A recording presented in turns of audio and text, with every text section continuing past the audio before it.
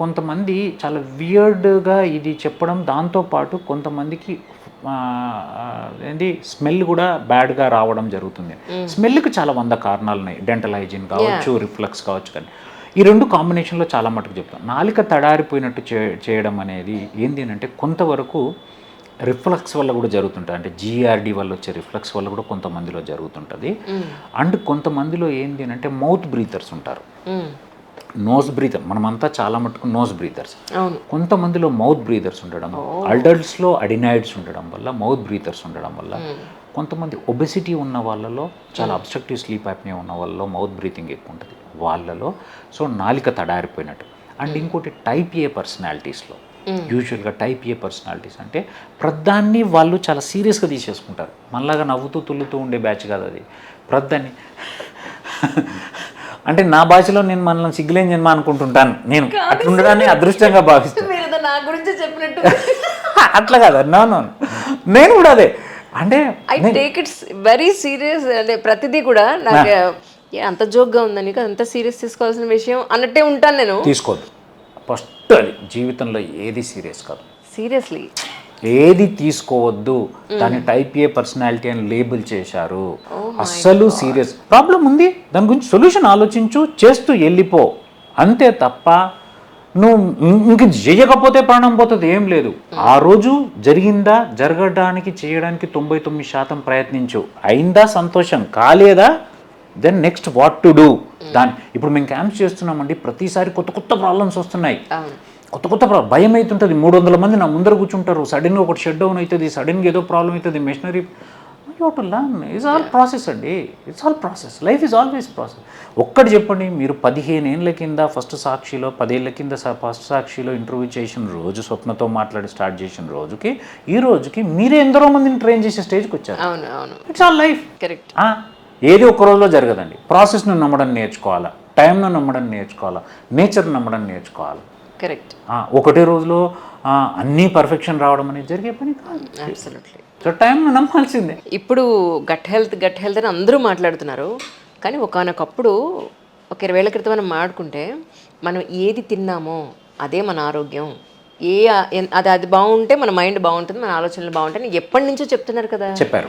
కాకపోతే గట్ అనేది ఇప్పుడు మనం అది ఇంగ్లీష్లో లేదా కొత్తగా అవేర్నెస్ చెయ్యాలన్న పాయింట్లో మాట్లాడుతున్నాం అనుకోవచ్చా ఇది? నేను అదే చెప్తున్నా, కాలమాన పరిస్థితుల ప్రకారం మారింది. ఎందుకు అంటే అప్పుడు ఉన్న పరిస్థితులకి ఆ డైట్ అనేది 100% రైట్ అండి. ఎందుకంటే అప్పుడు జీన్స్ ఎప్పుడైనా పరిణామ క్రమంలో ఎట్లా మారుతాయి తెలుసా? ఎన్విరాన్మెంట్ అనేది జీన్స్ను మారుతుంది. What is mean by environment? Environment అంటే అర్థం ఏంటి? ఉత్త టెంపరేచరు, నువ్వు ఉండే జియోగ్రఫికల్ ఏరియా ఒక్కటే కాదు, నువ్వు తింటున్న ఆహారము, నువ్వు ఆలోచిస్తున్న విధానము, నువ్వు చేస్తున్న పని, ఇవన్నీ ఇంపార్టెంట్. వీటితో పాటు జీన్స్ అని ఎప్పుడు మ్యూటేట్ అవుతూ ఉంటాయి. ఒక కాలంలో మన జీన్స్ మన పనికి తగ్గట్టుగా కార్బోహైడ్రేట్ను అరిగించుకొని, కార్బోహైడ్రేట్తో పని చేయించుకొని, దాన్ని ఫ్యాట్గా మార్చకుండా ఉంచి జస్ట్ ఎనర్జీగా మార్చి దాన్ని ఎక్స్పెండ్ చేసే పరిస్థితి లాగా ఆ జీన్స్ ఉన్నాయి. ఇప్పుడు వాడు ఇచ్చిందని మనం ఖర్చే పెడతలేం కాబట్టి ఆ జీన్లు కూడా మార్చిపోయి ఫ్యాట్గా స్టోర్ చేస్తున్నాయి. కాబట్టి మనం ఏం చేయాలి? మనం తిండిని కూడా మనం మార్చుకోవాలి. ఇది కూడా ఒక ధర్మమే, కాలధర్మంలో. ఇప్పుడు మాట్లాడాలి కూడా అలా అనుకుంటే మీరు చెప్పింది అబ్సల్యూట్లీ రైట్. ఎందుకు అని అంటే మనము ఇప్పుడు కార్బోహైడ్రేట్ తీసుకుంటే అంత పని చేయట్లేదు. ఆ పని చేయట్లేదు కాబట్టి ఆ పనిలో నువ్వు అది వాడని దాన్ని నువ్వు ఎట్లాగో వాడకుండా స్టోర్ అవుతుందాన్ని తీసుకోకుండా ఉండు అని చెప్తున్నారు.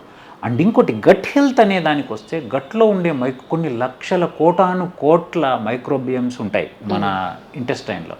ఆ ఇంటెస్టైన్ ఒకప్పుడు మీరు నిజంగా చెప్పండి, రావులపాలెంలో నేను వడ్డ్యాల్లో మా తోటలోకి వెళ్ళి వచ్చి తినేవాడిని, మీరు తోటలోకి వెళ్ళి వచ్చి తినేవాళ్ళు. మీరు 3 రోజుల తర్వాత తింటున్నారు ఇప్పుడు. 3 రోజుల తర్వాత వచ్చి దాన్ని 10 సార్లు కడిగి, దాన్ని 10 సార్లు ఫ్రీజర్లో పెట్టి, దాన్ని 10 సార్లు ఇంకేదో చేసి డబ్బాలు పెట్టి ప్లాస్టిక్లో పెట్టేసరికి నీకు దాన్ని న్యాచురల్ రిసోర్సెస్ పోతున్నాయి.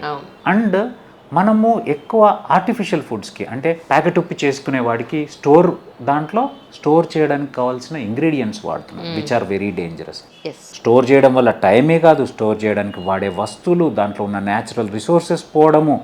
అండ్ ఇంకోటి ఏంటంటే చాలా మటుకు ప్రాసెసింగ్లో వాడే ఫుడ్లు, దాని నేటివిటీ పోయింది, న్యాచురాలిటీ పోయింది. సో దీనివల్ల ఏమైంది అని అంటే గట్లో మైక్రోబియం మారిపోయింది. ఇంతకు ముందు ఉన్న మైక్రోబియంకి ఇప్పటికి మారిపోయింది. సంబంధం లేదు. Good health bad health bacteria అనేది ఒక బ్యాలెన్స్లో ఉండాలి. నువ్వు అంత బ్యాడ్ ఫుడ్ వేస్తే బ్యాడ్ బ్యాక్టీరియానే వస్తుంది. కాబట్టి ఇప్పుడు స్పెషల్గా నువ్వు గుడ్ బ్యాక్టీరియా వచ్చే డైట్ తీసుకో, హై ఫైబర్ తీసుకో, ఫ్రెష్ ఫ్రూట్స్ తీసుకో, ఫ్రెష్ వెజిటేబుల్స్ తీసుకో, కార్బోహైడ్రేట్ తగ్గించుకో, ప్రోటీన్ ఉన్నది తీసుకో అని చెప్పాల్సి వస్తుంది. ఇంతకుముందు మీరు చాలా ఇంటర్వ్యూలో చెప్పే ఉంటారు, Yeah. నేను కూడా చాలామందిని అడిగే ఉంటాను, బట్ అందుకని కొంచెం మోడిఫై చేస్తున్నాను క్వశ్చన్స్ని. రాత్రి 7 తర్వాత 8 తర్వాత తినకూడదని జనరల్గా డాక్టర్స్ చెప్తున్నప్పటికీ దాన్ని ఫాలో అయ్యేవాళ్ళు ఎక్కడో 10% 20% ఉంటారు. ఒక ప్రొఫెషన్లో ఉన్నప్పుడు లేట్ అయిపోవడం, ఇన్ టైం తినకపోవడం ఇవన్నీ ఉంటాయి. బట్ సింపుల్గా అందరికీ అర్థమయ్యేలాగా 7-8 తర్వాత తినకూడని పదార్థాలు ఏంటి? Yeah, okay, first point right. ఎందుకంటే ఫస్ట్ ఎందుకు ఆ మాట చెప్పామో ఫస్ట్ అర్థం చేసుకోవాలి. ఎందుకు అని అంటే మనం ఆ 16 hours ఆఫ్ ఫాస్టింగ్ రావాలి అని అంటే మినిమం 7 లోపు డిన్నర్ అయిపోతే నెక్స్ట్ 12 కల్లా నీకు 11 or 12 కల్లా నీకు 16 hours వస్తుంది. కాబట్టి గ్యాప్ ఎందుకు sir? 16 hours fasting, intermediate fasting అనేది మన గ్లూకోజ్ కంట్రోల్కి చాలా బాగా పనిచేస్తుంది, వెయిట్ లాస్కి పనిచేస్తుంది.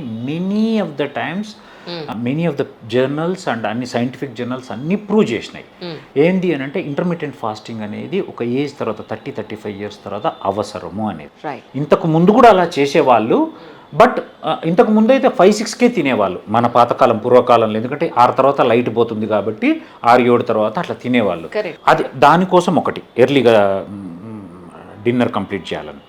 ఇంకోటి ఏంటి అని అంటే ఎస్పెషల్లీ స్టమక్లో ట్యూబ్, అన్నవాహిక, జీర్ణాశయం, దీన్ని ఒక్కసారి బెలూన్ లాగా ఊహించుకోండి. ఆ బెలూన్లో ఏదైతే మనం ఊదుతున్నా కొద్దీ నెక్ తగ్గిపోతుంది, బెలూన్ పెరుగుతుంది. అంటే ఏంది, మీరు ఎక్కువగా వేస్తున్న కొద్దీ స్టమక్ కెపాసిటీ పెరిగి అది నెక్ తగ్గిపోతుంది. అంటే oesophagus is taken up by the stomach. అంటే లోపలున్న యాసిడ్ అనేది ఈ ఈసోఫాజియల్ మ్యూకోజాని ఎఫెక్ట్ చేస్తుంది. నేను అదర్ వే రౌండ్ చెప్తా. అంటే ఈసోఫాజియల్ మ్యూకోజా, అన్నవాహిక మ్యూకోజా ఏదైతే ఉందో దానికి యాసిడ్ను తట్టుకునే శక్తి లేదు. కానీ అట్లాంటి దాన్ని నువ్వు బాగా కడుపు నిండా ఫుల్గా తినేయడం వల్ల ఆ యాసిడ్ని దీనికి ఎక్స్పోజ్ చేస్తున్నావు. అప్పుడు రిఫ్లక్స్ స్టార్ట్ అవుతుంది. రిఫ్లక్స్ కాస్త మెటాప్లాసియా అవుతుంది, బ్యారెట్స్ అవుతుంది, క్యాన్సర్స్ వస్తాయి. సో దానివల్ల ఫుల్ స్టమక్ తినొద్దు అనేది అదొకటి. ఎర్లీగా నువ్వు హాఫ్ స్టమకే తినాలి. ఎప్పుడన్నా 2 పదాలు, హాఫ్ స్టమక్ తినాలా, ఎర్లీగా తినాలి, అదే. సో కాబట్టి ఈ ఎర్లీగా తినడం వల్ల 16 hours ఫాస్ట్ ఒకటి వస్తుంది. నెక్స్ట్ ఇంకోటి, నీకు తిన్నాక టైం ఉంటుంది. ఆ టైం ఎంత, ఎవరు 7 o'clock పడుకోరు. 2-3 hours నువ్వు ఎంతో కొంత వాక్ చేస్తావు.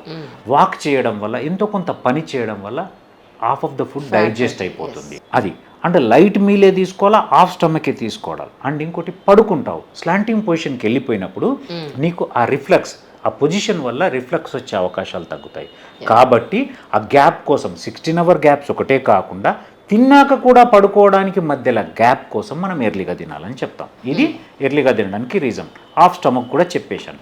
సో అయితే ఎట్లా అవాయిడ్ చేస్తే బాగుంటుంది అని అంటే, యూజువల్గా మసాలాలు, కారము, sweets, ice cream, chocolate, milk products నో. మీరు అన్నారు కదా, సింపుల్గా చెప్పండి అంటే తెల్లగా ఉన్న ఏ వస్తువును రాత్రి తినకండి. రైట్. పెరుగు కూడా మజ్జిగ ఓకేనా? మజ్జిగ పెరుగు ఫామే, బట్ కొంచెం. అయితే కొంతమంది చెప్తారు అసలు పాలే వాడద్దు అంటున్నారండి ఇప్పుడు. అంటే ఏంటంటే ఒకటండి, glucose, sucrose, lactose, fructose, these are the 4 main sugars. Glucose comes from all carbohydrate, అంటే అన్నము, చపాతీ, గిపాతీల నుంచి వచ్చేది ఇది, మైదా, గీదా ఇవన్నీ ఇవి. ఫ్రక్టోజ్ అంటే ఫ్రూట్స్ నుంచి వచ్చేది. లాక్టోజ్ అంటే పాల నుంచి వచ్చేది. ఈ లాక్టోజ్ కూడా ఏదైతే ఉందో మోతాదుకు మించి, మనకిప్పుడు నిజంగా తీసుకుంటే పాలల్లో ఒక కాల్షియం తప్ప మిగతా అంతా కార్బోహైడ్రేట్ అండి. ఉందా కాల్షియం ఇప్పుడున్న పాలలో? మీదంటే చక్కగా పాడింది కాబట్టి చక్కగా సాలిడ్గా మీకు ఎల్లుంటుంది కాల్షియం. ఏ టైప్ ఆఫ్ ఏదో వచ్చింది కదా, దాంట్లో A+, ఏ అదే అందులో ఉండొచ్చు, ఉండదని కాదు. కానీ దానికోసము for the sake of just calcium ఇంత అవసరం లేదండి మనం తీసుకునేంత. అసలు కొన్ని మీరు నార్త్ ఇండియాలో చూస్తే పొద్దున్న లేవగానే పంజాబీ వాళ్ళతో 2 గ్లాసుల పాలు తాగాల్సిందే, అంత అవసరం లేదు. నాకు అంటే చాలామంది గర్వంగా నేను మంచిగా పాలు తాగుతాను. నో, అంత అవసరం లేదు. ఇంత కప్పు పాలు ఒకటి తీసుకుంటే అది కూడా పొద్దున మధ్యాహ్నం సరిపోతుంది. రాత్రి ఎస్పెషల్లీ పెరుగు తీసుకోవడం పులుపు ఉంటుంది కదా, ఫర్మెంటెడ్ కదా, సో లాట్ ఆఫ్ ఎసిడిటీ వచ్చే అవకాశం ఉంటుంది. రైట్. సో కాబట్టి వైట్గా ఉండే ఏవి అన్నం నైట్ తినకండి, మసాలాల కారం నైట్ తినకండి, స్వీట్స్ ఐస్ క్రీమ్ చాక్లెట్లు అయితే తిన్నారంటే యాసిడ్ ప్రొడక్షన్ ఎక్కువ ఉంటుంది అండ్ రిఫ్లక్స్ ఎక్కువ ఉంటుంది. అండ్ మీరు మంచిగా పడుకున్నారనుకో, లేట్గా తిన్నారు పడుకున్నారు, సో హాయిగా అంతా అబ్జర్వ్ అయిపోతుంది, మీకేమి ఎనర్జీ ఎక్స్పెండిచర్ లేదు కదా. రైట్. నైట్ ఎర్లీగా తినేయడం, ఆ గ్యాప్ రావాలి, కొద్దిగా తిన్నాక ఇమీడియట్గా పడుకోకూడదు. కాబట్టి ఆ గ్యాప్ రావడానికి అండ్ నీకు ఎర్లీ ఫాస్టింగ్కి మనం ఏంటి ఇప్పుడు ఈవెన్ జర్నీ చూస్ చేసుకుంటప్పుడు ఏం చూస్ చేసుకుంటే నైట్ జర్నీ ఎందుకు, ఆ నిద్రలో టైం అయిపోతుంది. సేమ్ ఇది కూడా అదే జర్నీ. ఆ నిద్రలో జర్నీ లాగానే మనకు ఒక 8 నుంచి గంటలు మనకు తెలియకుండా ఫాస్టింగ్లో అయిపోవాలి. అందుకోసం ఆ టైంను చూస్ చేసుకుంటాం. డే టైం మీరు ఫాస్టింగ్ చేయాలంటే కష్టం, పనిలో ఉంటారు.